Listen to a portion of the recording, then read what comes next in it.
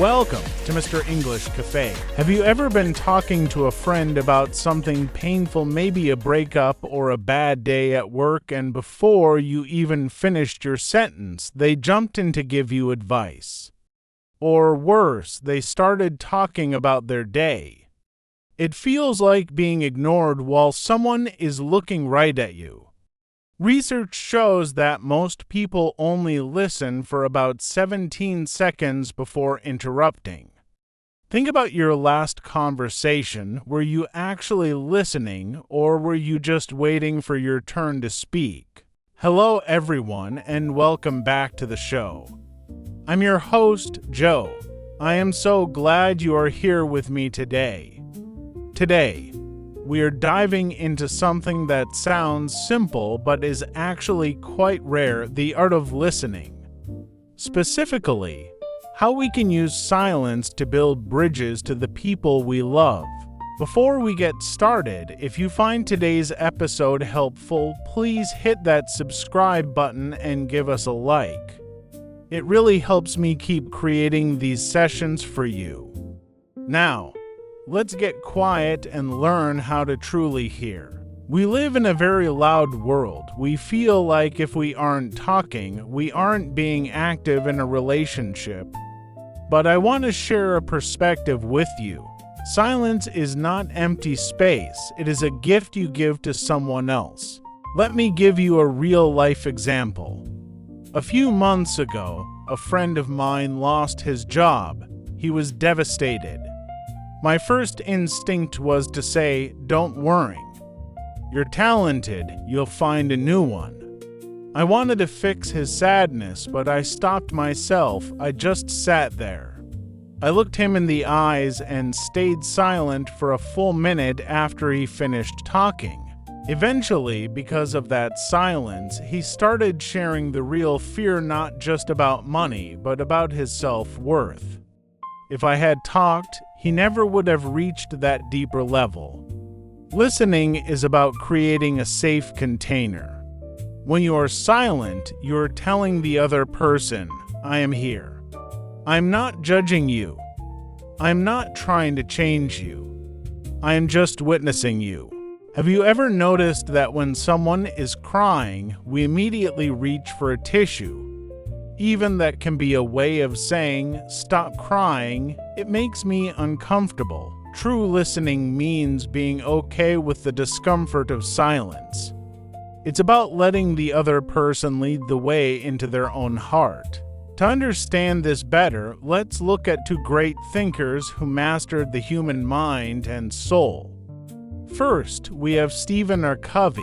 He was a very famous American author and teacher who wrote the book The 7 Habits of Highly Effective People.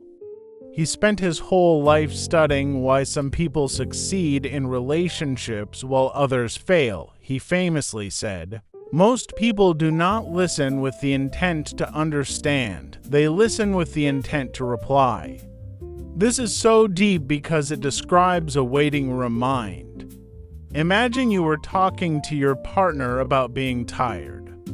Instead of feeling your tiredness, your partner is already thinking, "I should tell her to go to bed early, or I'm tired too." They're preparing a reply like a weapon. They aren't understanding your heart. They are just waiting for you to stop making noise so they can start.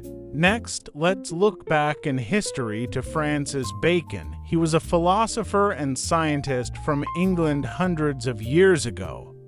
He was a pioneer of the scientific method, which requires careful observation, he said. "Silence is the sleep that nourishes wisdom." Think about what sleep does for your body. It heals you and gives you energy. Bacon is saying that silence does the same for your brain. If you are always talking, your wisdom is starving. For example, imagine a teacher who talks for 60 minutes straight. They might be smart, but they aren't wise because they haven't stopped to observe if the students are actually learning. Wisdom comes when we stop the noise and let the truth sink in. So, how can you become a master of silence today? Here are 3 deep suggestions. 1. The 2-second rule. This is about emotional control. When someone stops talking, don't rush in, count 1, 2. In your head. In real life, we often interrupt because we are afraid of awkward silence, but that 2-second gap is where the magic happens. It gives the other person permission to continue. They might say, and actually, there's one more thing, and that one more thing is usually the most important part of the conversation. 2. The tell me more technique. This is about curiosity over ego.